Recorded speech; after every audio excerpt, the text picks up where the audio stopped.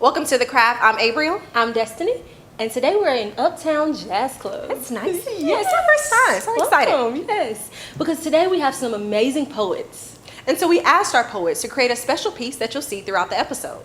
And our conversation topic for today is a big one. Yeah. It's a big one. Mental health. All right. Because we know within our community, it's not something that's discussed often. And for our poets and even others, writing can be a form of therapy. So let's get into it. The craft.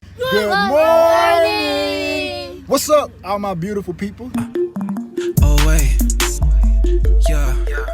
It's your boy Karan, aka Paperback Johnny, aka Shoe Shine Simmons, aka Bars Over Baghdad. And today, we are filming another episode of The Craft. What is your name, beautiful? Berkaya. And what is your name, handsome? Tanya. We can't hear you. Zaya! All right, now, let's get into it. Oh, wait. Yeah. I take fire, you standing by the paradise. I paradise.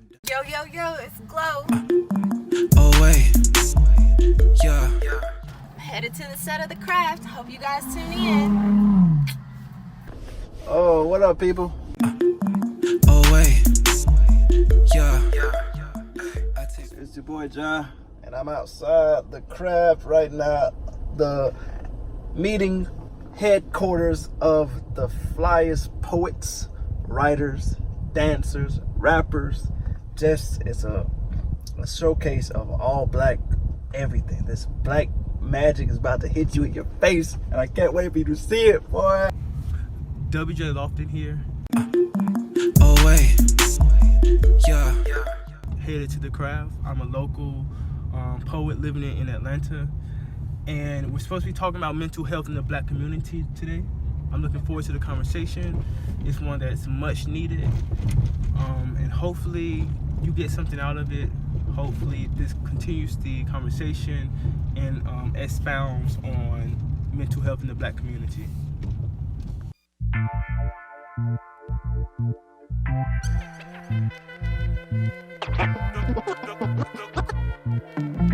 Bob your heads if you rockin' with the crowd. Discussing serious topics, the stuff that make you laugh. Informational and necessary, we do it all. Writing our own stories, cause they always drop the ball. Exemplified talents, we control the way we look. This ain't a clickbait site, man, it's off the hook. So check it, this ain't the drama field, all about a dollar bill. This is black excellence, something that you gotta feel. Bob your heads if you're rockin' with the crowd. Bob your heads if you're rockin' with the crowd. Grab a seat, go ahead, pull up a chair. Oh yeah, it's the craft.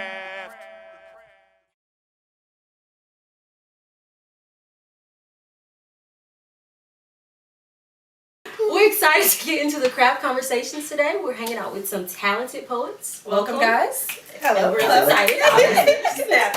Right. So, everyone, what are we talking about today? Today we're going to talk about mental health. It's often an issue that we sweep up under the rug. We don't really talk about it. We don't really face it head on. So that's exactly what we're going to do today. So let's jump right in it. Yeah, so we know within our community, our history carries a certain weight. It's heavy. Right. But we also know living in America today, that carries another certain weight. So, Will, do you think that affects our mental health? Do you think they both affect them together, or it's two separate things that has effect on us mentally? So I definitely believe it's like a intersection of both. Okay. And we first have to start the dialogue of how do black people navigate the white heteronormative world in America.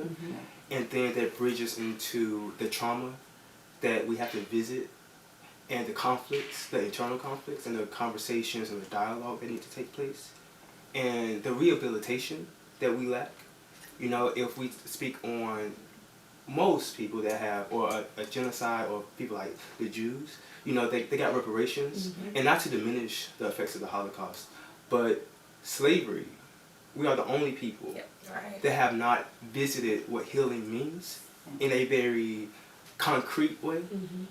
And so when you leave people to take care of their trauma without giving them the access and the voice and the routes to do so, it's going to be very detrimental, right? Yeah. It's like putting a fire into a forest, and the forest itself does not understand the tools to put the fire out. Yeah. So we're in constant battle and creating cycles of dysfunction. Yeah. But we think it's functional because that's all we know. We become familiar with these demons. We normalize. We normalize it, right? And so we pass it along, and that's also how patriarchy works, right? Yeah.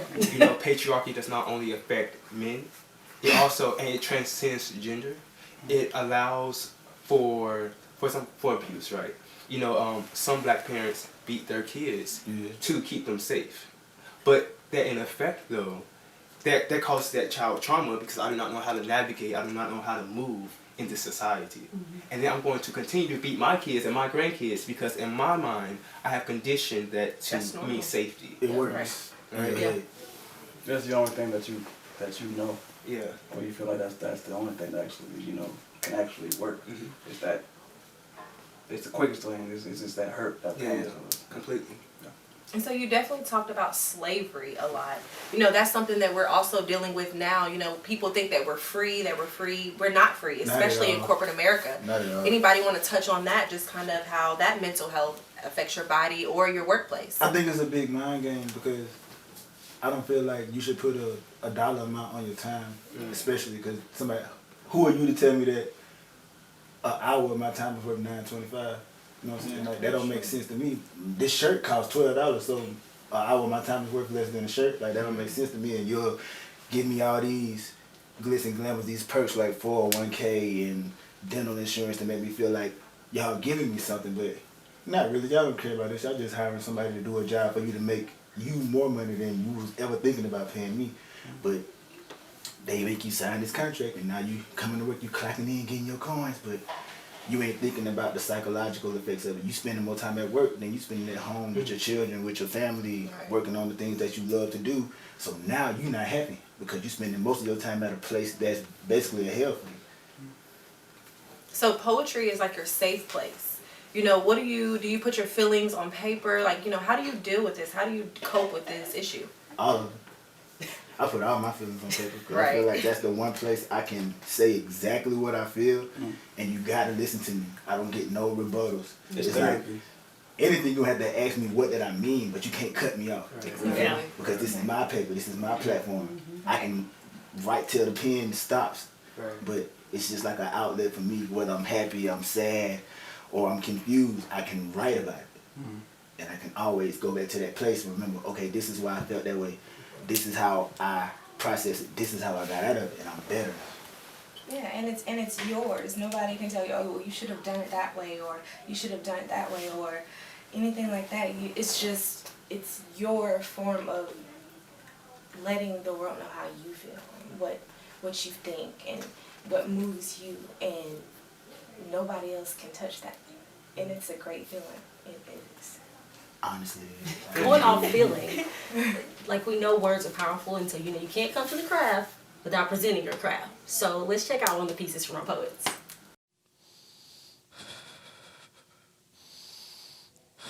Just breathe, just breathe, just breathe. It's the elephant in the room. If the room was a prison cell, it's the devil on my right shoulder and the devil on my left screaming, judging. You're not good enough. Why do you write? You're not good enough. You're not good enough. You're not good enough.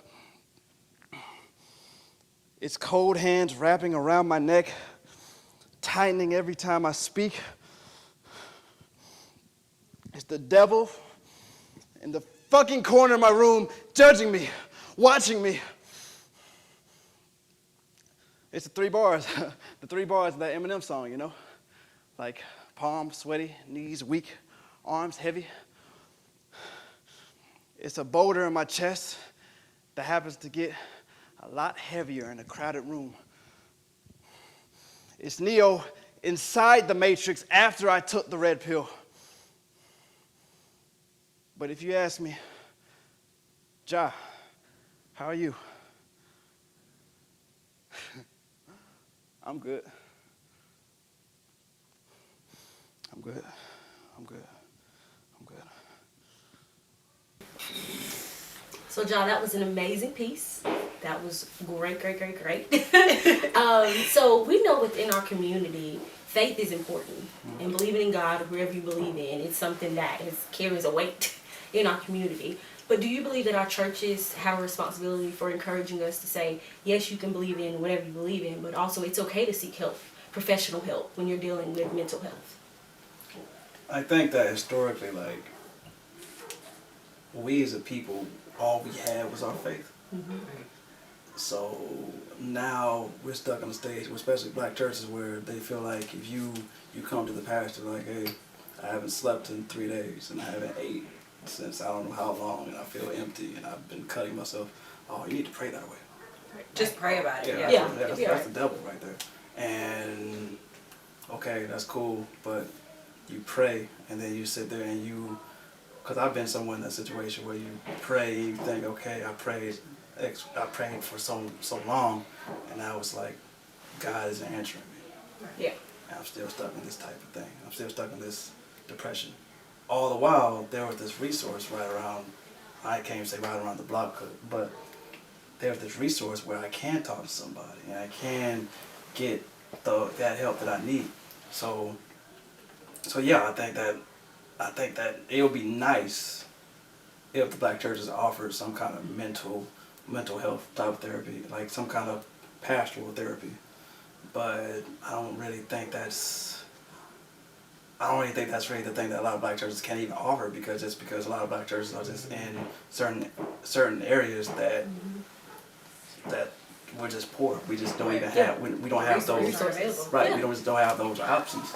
So I don't know, I think it goes back to even a bigger system where we have to kind of make these options as accessible to these individuals that are suffering in poverty, because you can't even, if I'm worrying about what I'm going to eat today, I really don't have time to really worry about why I think the way I think, because I got food I got to put on the table, I got kids, I got kids I got to take care of. So no, so it's all about, first and foremost, making sure your finances or the socioeconomic status is at a level where I can even have the privilege of fixing these worries that I have.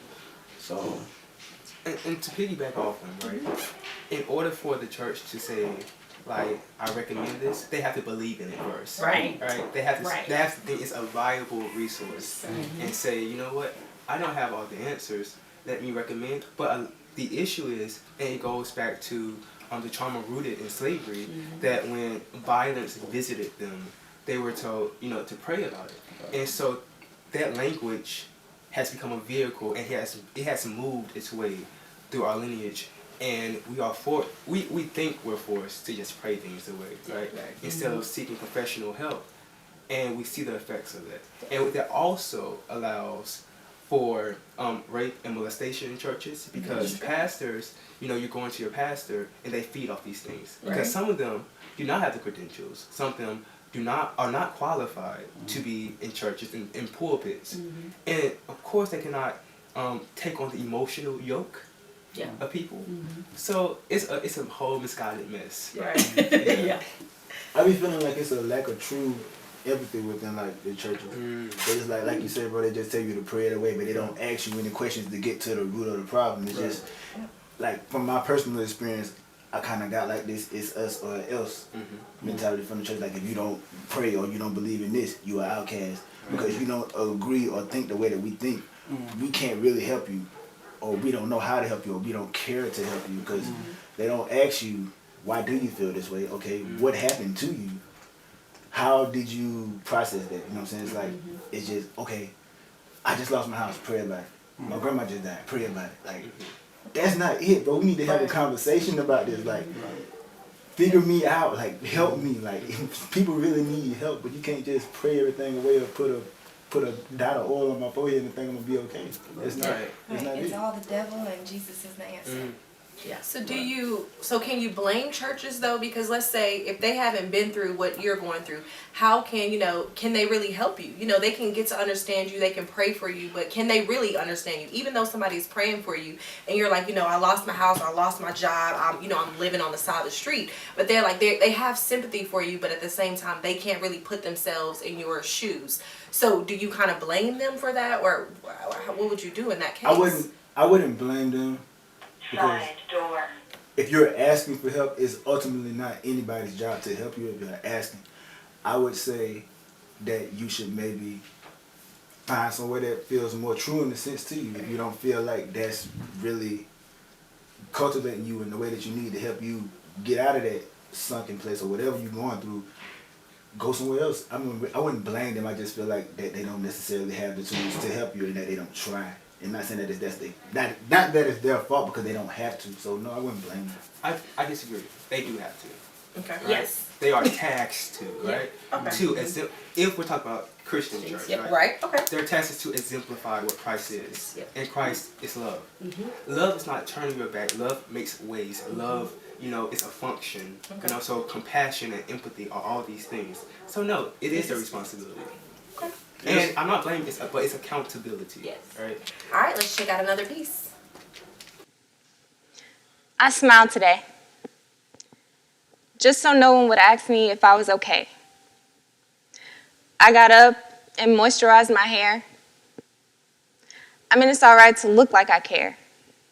I even took a shower, just to stand there and cry for half an hour. Why is this so hard? Simple daily tasks become a struggle as the voices in my head take over and I just want to lie down. The weight of the world is feeling like way too much and I just want to give up, so let me. Don't call me, don't text me, because I just can't today. Just leave me here alone with my thoughts. Old memories of not being good enough, new ones. Constant reminders of who I'll never be and what I'll never see and where I'll never go consume me. And I just want to be alone.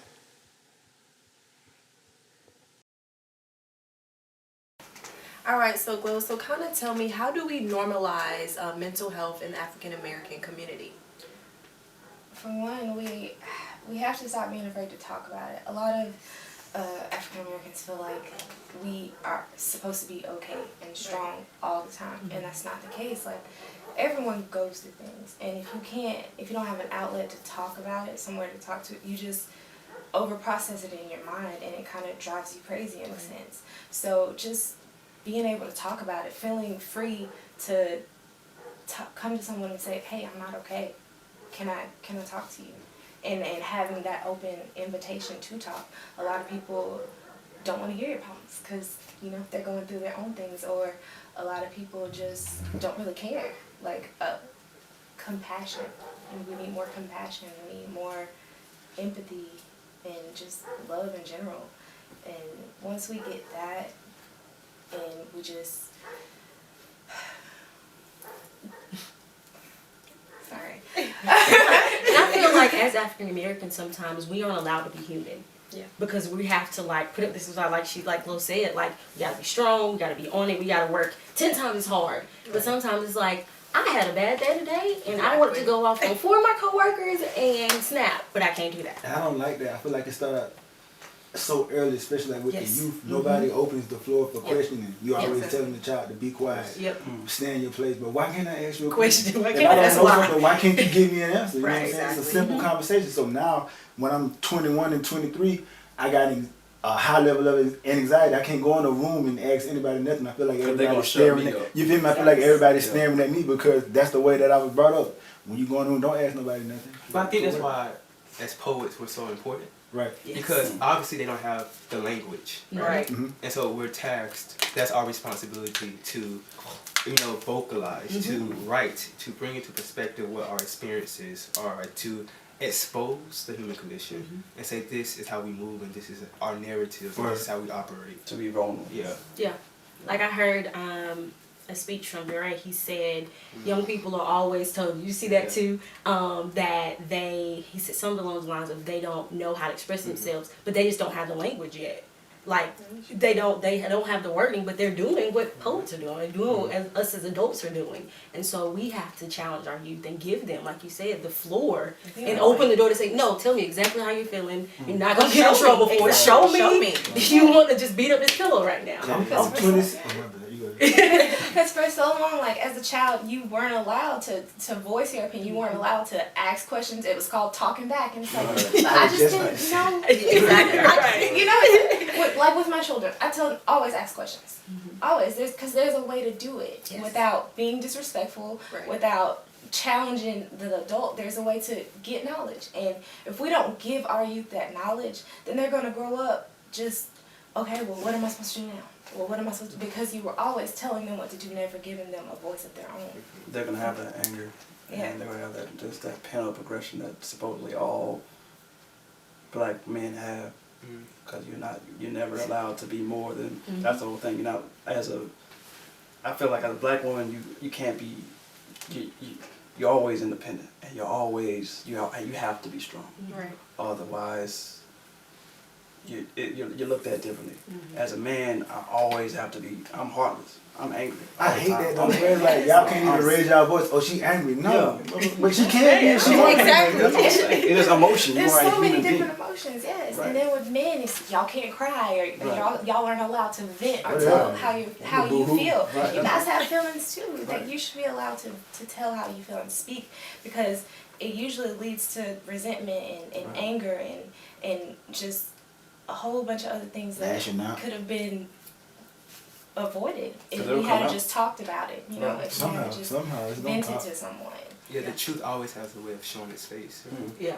And you got get in that never-ending cycle of just ignoring and discrediting how someone's mental state is, because you're like, oh no, you're crazy. We go back to that praying about it thing. So, And if they are crazy, right? If they are mentally, unstable, we have, and I would say the black community, we have a way of throwing words around that should not be thrown around. Exactly. Right? And we normalize it. Yep. I've heard, oh, you're bipolar. Oh, you got issues. It's like no, I'm upset. I have feelings. I have emotions, and you have to have a way to give them an outlet. And if not, then you're just driving yourself crazy. And then when you do find a snap, it's like, oh, where'd that come from? It's been pushed you over the good. mountain. It's been in the works for some time now. Right. So let's check out another piece. You don't know what it feels like to call your son every day, not knowing if you're going to hear from him again. To embrace that last hug, not knowing if you're ever going to touch him again.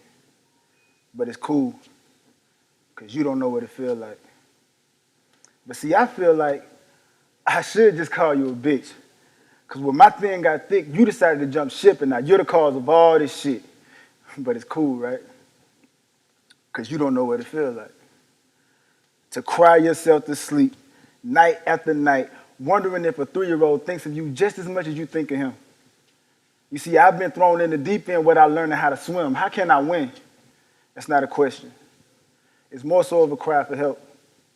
My father was vaguely there, and reversing that cycle is where I prided myself, but it's cool, because you don't know what it feels like. To exercise every resource and option you have available to be present and provide in your child's life, just to be told it's not enough. You can do more. But since you don't know my business, you fabricate these dry ass stories about me being papered up. Like, what the fuck? I mean, doesn't my son deserve to have a father? And since you're so familiar with the feeling, why not help break that glass ceiling that inaccurately paints the picture that black men don't take care of their children? But you'd much rather enable the stats so you could pat yourself on the back and say, I do this all by myself, knowing damn well I tried to help, just for you to turn me down and twist my words around and try to make it seem like it's me. It's like every time I find a way to stand directly in front of him, you cover his eyes so that he can't see. But can't you see? They always ask you, how do you make it look so easy? But they never think to ask me, how does it feel? And this question is for anybody on the floor. Just kind of tell me, when you present your poetry or present your work to others, what are some emotions or things that you want them to get or take away from your piece? Authenticity. Yeah.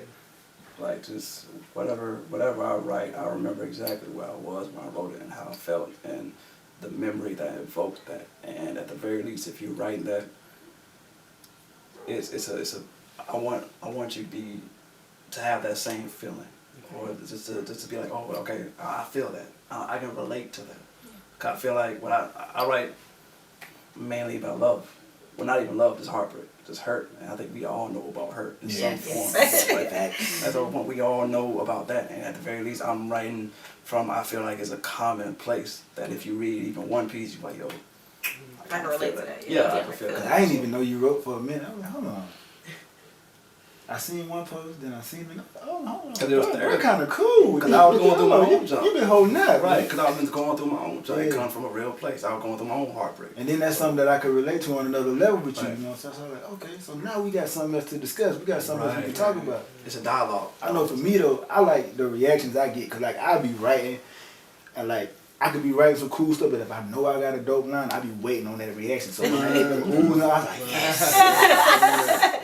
I knew it was gonna get y'all. I knew it, cause I know it's a lot of people who feel exactly the same way, but people just are scared to talk about it. So it's like, okay, if I'm up here, I'm speaking for more than just myself when I'm speaking, and everybody's paying attention to me. So it'll be a disservice to myself and everyone else who's feeling just like me if I don't project myself in a way to make you feel what I'm saying, to make you be like, you know what, I never thought about it that way, but I feel you. Yeah. I think like the beginning, for me, it's like showing up for myself and being present. Yeah. And then allowing them to meet me on the level I have met myself. Oh, that's right? deep. And so I have met myself. I have knocked on the door, walked in, and so it allows them to walk in because I'm presenting to you vulnerability. I'm presenting to you honesty. I'm taking off the mask. You know, James Baldwin said, you know, love takes off the mask, right? And so that's why, you know, love and heartbreak is so important to talk about, because love it has kept us here and it's going to continue to carry us. And so what are some touchy subjects that you guys are maybe afraid to write on, or that you think people will turn their nose up? Anything? Nothing to me, because well, at least how I write it's my perspective on things, and I do it my perspective because it's my perspective, like it's me. And like you said, once you know yourself, you're invincible. Because once you know yourself, you know your flaws, you know your good, you know your bad. Nobody can say nothing to you because I know that, bro. Exactly. I'm still that dude. Like it don't matter. Like so there's nothing that I feel like. There's nothing that I feel like I'm afraid to write about, as in it's gonna, I'll write about this, it's gonna get this reaction. Okay, if it does, I adore that because it gave you a feeling. And then we can discuss that. Oh, wow, you know, wow, Jai, this jump made me feel like, you know, made me feel like you were the type of way. All right, let's talk about it. And that's a dialogue, and that opens me up to your perspective, and I open you up to mine again. I used to have a big issue with writing about sad stuff because I used to feel like didn't nobody want to hear it. But it was like I kept battling with myself because I was like, this is what I'm going through. So it's like time after time, I'm like, I'll write something, throw it away. But it's like, nah, bro, you got to get this out.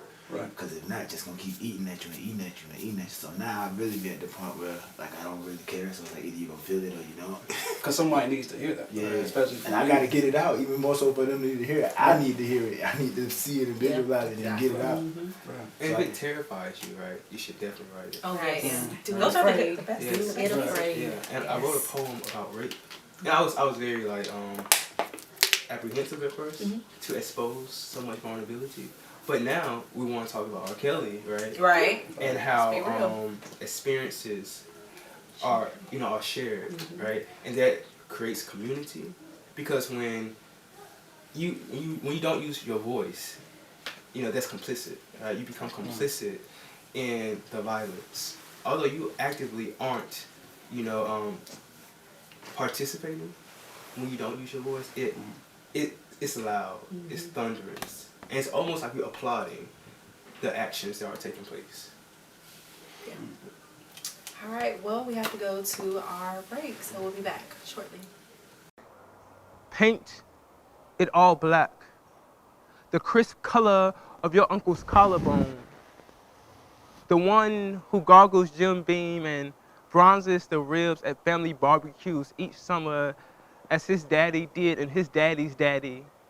Paint all that shit black. Auntie's pound cake, the cups of Crown, Al Green booming in the backyard. Fling the fingers full of your mother's favorite flowers over fetid fields where brown bodies are birthed in prayer and silenced in a spray of bullets within seconds of showing no sign of being armed, but in full possession of blackness. Paint all that shit black. A pasture where Tupac yells young niggas on a vintage vinyl, and all the great Spades partners got a guaranteed spot in heaven's ghetto. Paint the deaf black. The weeping boy with the gnashing gold grill. See, he cracks a smile while dying on the inside. The mother that hugs her son's memory. See, he was only 22. His body an equation of bullets, 6 carried the 2. Sounds like the time 16 bullets were sent after Fannie Lou. Paint all that shit black.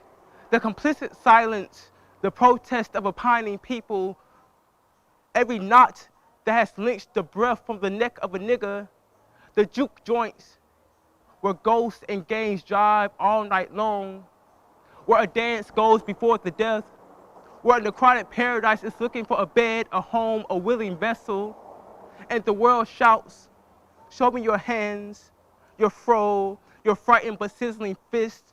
Fox News shouts, show me your skin between the teeth of pit bulls and alleyways.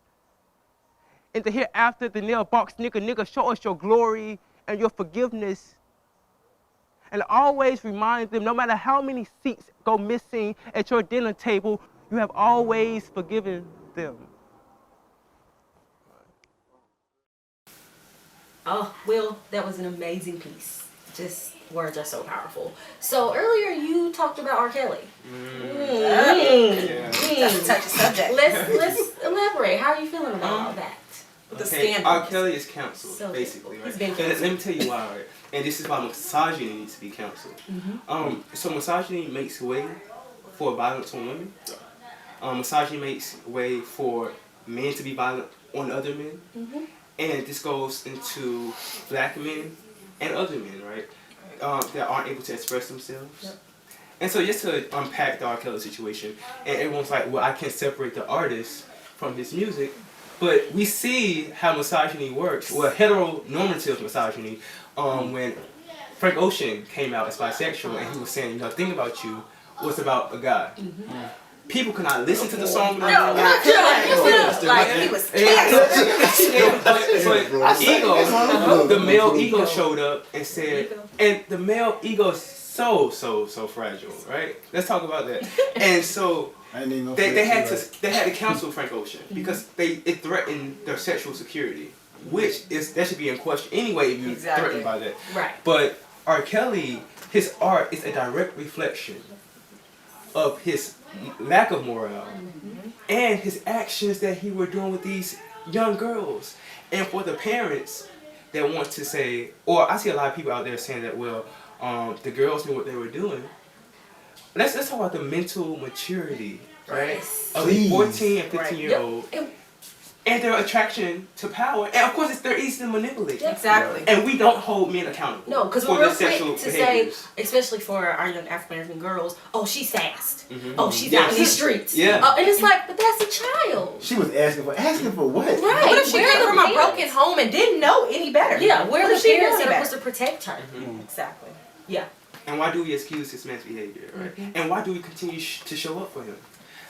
One of his shows sold out. This days, and it was women that showed up. So Yelling, kidnap me. yelling. And that shows you how patriarchy can transcend gender, and it makes it okay for women's body to be violated, you know, and it gives voice to men that continue this behavior, and it says, you know what, one thing that happened after the R. Kelly, when I went to high school, this guy was sodomizing his daughter, and all of a sudden, people took it seriously, and that's why I'm not sharing no R. Kelly meme, nothing that makes fun of sexual abuse or sexual assault, because these are real situations. It's not funny. It's Real not stories. funny, right? Because These you have are somebody on your timeline that have suffered. been abused. Yeah. And it's kind of supporting him, even reposting the meme. It's like you kind of believe in it, you kind of think it's funny. Anything with your name or your brand on it, I'm not supporting. You keeping them buzzing. Exactly. You keeping them popular, you keeping them fresh, you keeping them new. Like. And I want to hit on the hoteps out there that's talking about, oh, we always want to tear black men down. let's do this in private. No, excuse my language, expose that nigga. Because if you have the audacity to violate black women, then you should not be in this space. You don't belong in this space. And when we vocalize that, then that behavior stops. Because that says it's okay if your mother is violated, it's okay if your sister, it's okay if your daughter, and I don't want none of that. But the crazy thing that I think people are supporting this man, but I feel like if he wasn't an artist, would you still support him?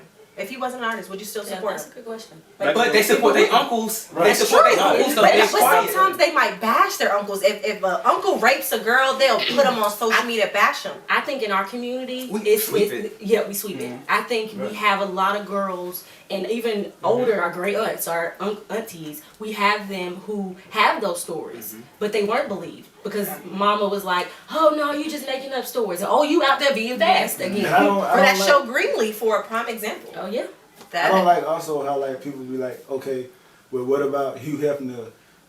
What about whoever else? Like that's not the point. People be thinking just because they say black people supposed to stick together that means that we not supposed to hold each other accountable. Hell no, bro. If you wrong, you wrong. Wrong is wrong, right? I know if anybody try something with my daughter and I hear about it, I'm getting to the bottom of it. Somebody finna talk to me. We finna get some type of understanding to figure out the root of the problem. Where are the parents? To these young girls. I haven't You haven't seen them or you heard didn't, anything you of didn't them. hear about them or see them or anything, and it's like it starts in the home. We're not teaching these young girls that they are worth something, that they're valuable, and then so yeah, they go and they see a powerful man in there and they let them do whatever because they don't know that they're worth more than that.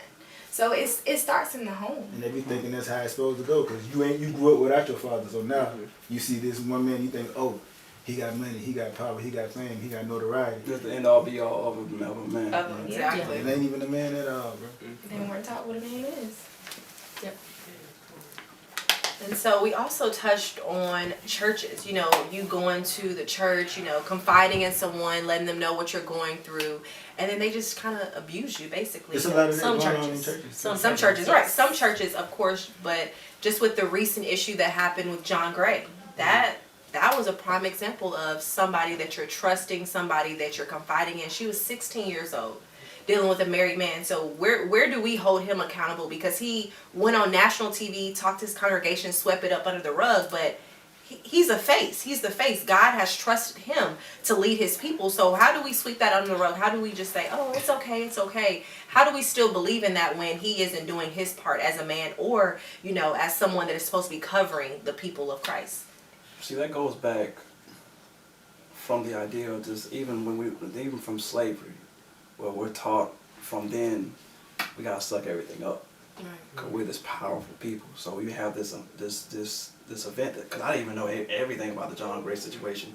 Like he messing with a 16-year-old girl. She was 16. Like all that, but especially dealing with a church who's primarily built on faith and just praying away everything, like we've been talking about. So it goes back to, okay, you're right. It's the devil that did this. Wasn't the man that did this. We're not gonna hold the right. We're not. It's easy to hold the intangible spirit because we don't the intangible accountable because we don't need to see that. Instead of just the man that's right in front of the church people that did all this.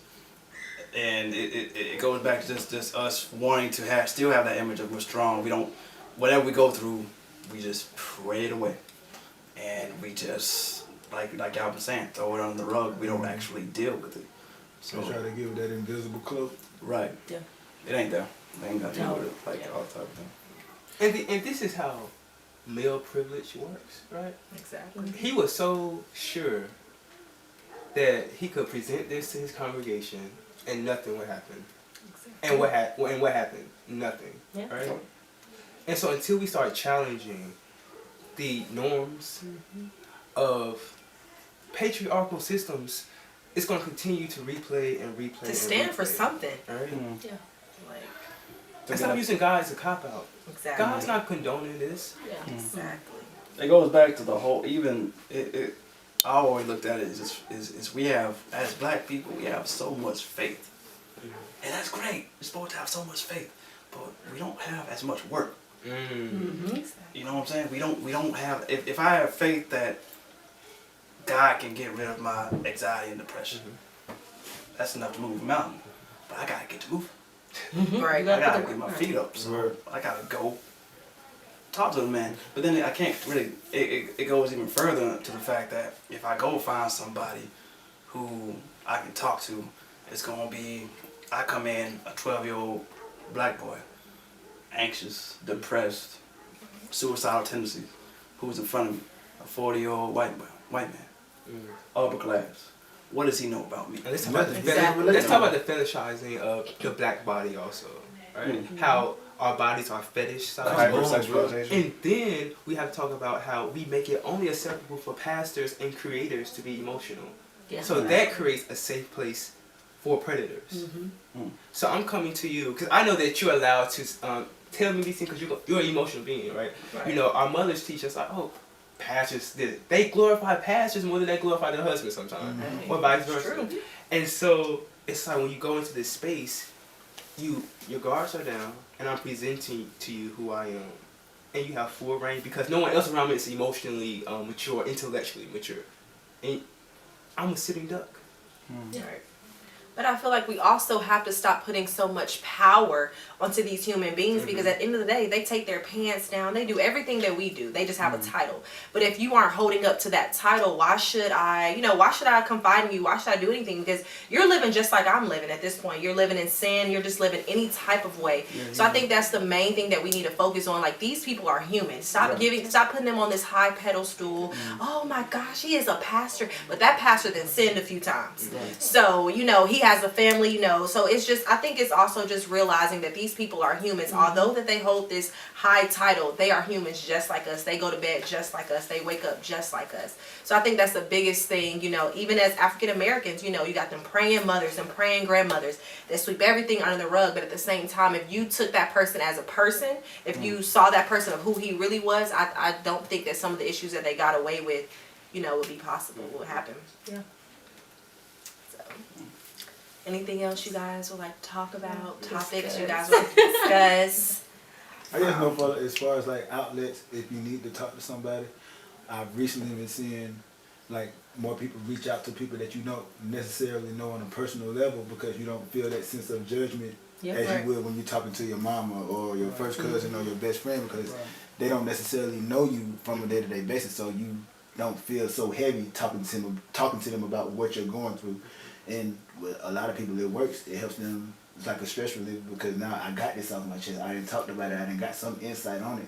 But I don't have to come back and look at you tomorrow but you judge me because of what I told you. And I've had people come to me because I'm just open with my social media and everything. Come to me and they tell me these.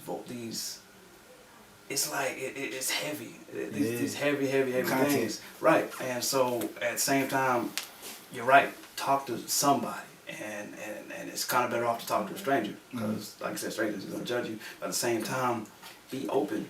Like us as a people, I don't really think, just us as even human beings, I don't think we really listen as much as we really need to. Like we're quick to have an opinion, but we're not quick to absorb an opinion. So it's just like someone like that. Like my brother can come to me about anything, and we can just sit and I swear I don't say a single word. I don't give advice unless it's asked for. Because we're quick to give advice, but not quick to really just empty out a whole perspective and fill ourselves with another perspective. You're right at the same time. You're right because you have to talk to somebody. But even like as you or you, as is us, the best thing that we can do is one, just open up this dialogue. And a lot of people be so quick to give that advice because in a sense, it's a way for them to hide from their own demons. Right. Oh, now I can try to make you feel better and not worry about what I got going on because I'm trying to help you now. Right. So now I don't have to deal with what I got going on, but you still do. Yeah. You still do. It ain't no getting. You don't have to meet yourself regardless. Yeah, it ain't no getting away, man. But see, even going from that perspective of somebody is bearing their heart to you, something might come, and when they say something, it sparks within you because you're dealing with something the same way. And in some kind of way, you vent to them in a way that kind of reverts back to you. Like in a way, like God speaks to you through you.